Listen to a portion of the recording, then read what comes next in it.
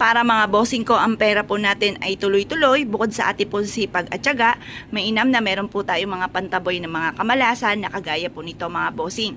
Ito po mga bossing ko ay makakatulong upang sa ganon, siksik liglig at umaapaw at maraming blessing ang dumating po sa inyo po mga bossing. Proven po ito. Ang gagawin nyo lamang mga bossing ko ay maglalagay po tayo ng asin dito sa napakalinis na tubig. Kahit anong tubig po yan, kahit tubig ripo lamang, kahit di ka na gumamit ng mineral water mga bossing. Ito pa mga bossing ko ay hihigop ng mga negatibong enerhiya.